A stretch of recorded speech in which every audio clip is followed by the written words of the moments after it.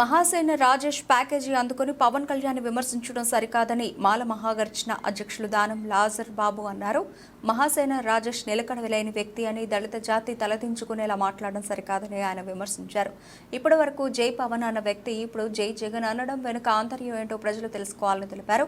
కూటమి పొత్తులను విడదీసే విధంగా వైసీపీ మహాసేన రాజేష్ ద్వారా ప్రచారం చేస్తోందని ఆరోపించారు. దళితులు ఎవరు మహాసేన రాజేష్ వెనుక లేరని, ఇష్టం వచ్చినట్లు దళిత జాతిని వాడుకుని వదిలేస్తే సహించేది లేదన్నారు.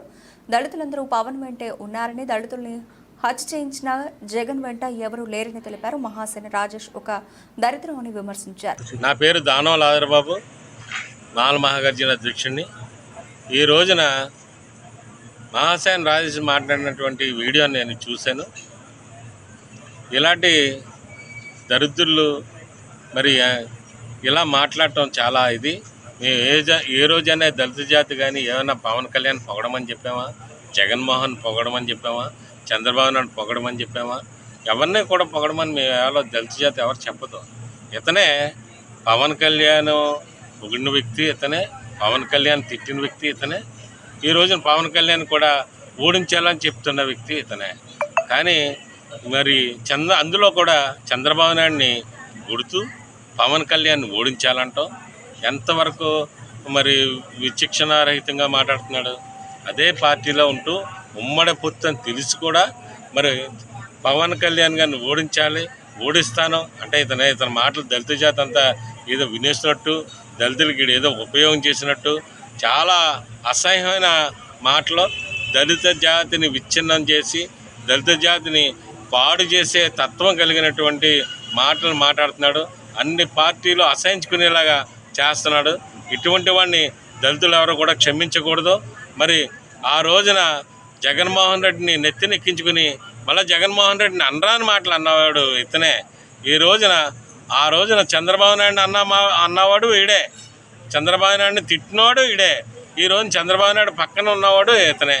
పవన్ కళ్యాణ్ గారు కూడా ఎప్పుడూ కూడా మరి అతని గురించి మాట్లాడి అతను కూడా మరి ఎంతో ఇదిగా హైపుకి మాట్లాడాడు. ఇప్పుడు కూడా పవన్ కళ్యాణ్ గారు ఎప్పుడు ఆయన పట్టించుకోలేదు, తిట్టినా పట్టించుకోలేదు, పొగిడినా పట్టించుకోలేదు. కానీ పవన్ కళ్యాణ్ గారి యొక్క వ్యక్తిత్వం ఏంటనేది అందరికీ తెలుసు. నువ్వు ఓడించాలనుకుంటే నీ తరం కాదు కదా. ఇక్కడ పిఠాపురం ప్రజలు కానీ మరి 21 నియోజకవర్గాలు కూడా ఈరోజు గెలటానికి సిద్ధంగా ఉన్నాయి.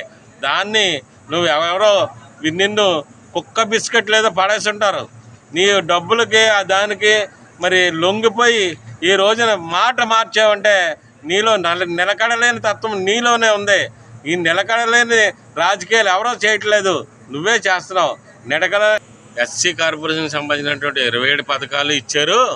నువ్వు మీటింగ్లో మాట్లాడే మాటలు నేను చూశాను కనుక చెప్తున్నాను. 27 పథకాలు ఇచ్చారు.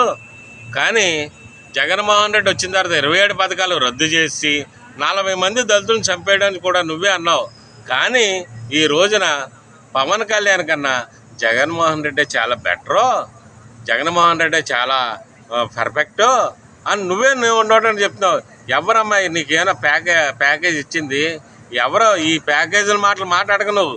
ఈ ప్యాకేజీల వలన ఈ దళిత జాతి ఏం నమ్ముతుందని అనుకుంటున్నావేమో. నీ మాటలు ఇంతటితో సరిపెట్టావు. నువ్వు తిట్టినోడు లేడు, పొగన్నోడు లేడు, అన్ని మాటలు నీకు నువ్వు బ్రతకడం కొరకు, నీకు నువ్వు పైకి రావడం కొరకు చేసుకునేటువంటి మాటలు తప్పయి ఈ దళిత జాతికి ఏమీ ఉపయోగం లేదు. నీ వల్ల అసలు ఉపయోగం లేదు. నీ వల్ల ఈ దళిత జాతి విచ్ఛిన్నం అవుతుంది. 10 మందితోటి ఈ జాతి ఇంతే అని అనిపించుకునేలా నువ్వు మాట్లాడి మమ్మల్ని అందరూ కూడా మరి బాధపడే పరిస్థితి తీసుకొస్తున్నావు కనుక నీ మాటలు చల్లవు. ఇక్కడ మేము అందరం కూడా పవన్ కళ్యాణ్ గారు సిద్ధాంతాలకి, పవన్ కళ్యాణ్ గారు అంబేద్కరిజం గురించి, అంబేద్కర్ గురించి మాట్లాడే విధానం గురించి, మాయావతిని సన్మానించిన విధానం గురించి, మరి ఈ రోజున అన్నీ కూడా దళితుల పట్ల అన్నీ కూడా నెరవేరుస్తాను, ఈ కూటమి వచ్చిందే నేను చేస్తానని చెప్పి మాట్లాడిన విధానం బట్టి దళిత జాతి కూడా ఈరోజు పవన్ కళ్యాణ్ గారిని ఆదరించే పరిస్థితిలో ఉంది. మేమందరం కూడా ఆయనకే వేస్తాం. ఎవరు ఎన్ని ఇచ్చినా, ఎన్ని ప్రలోభాలు పెట్టినా ఈ పిఠాపురంలో మాత్రం అందరూ కూడా పవన్ కళ్యాణ్ అత్యధిక మెజార్టీ 50 నుంచి 1,00,000 మధ్యలో ఓట్లు మెజార్టీ వచ్చేలాగా చేస్తారని ఆ నమ్మకం నాకు కలిగింది. అందరి నోటంతా కూడా పవన్ కళ్యాణ్ చూడాలనే మాట ఉంది కనుక నీ ప్రగల్భ మాటలు ప్యాకేజ్ మాటలు ఈ దళిత ప్రజలు వినే పరిస్థితి లేరని తెలియజేసుకుంటున్నాను.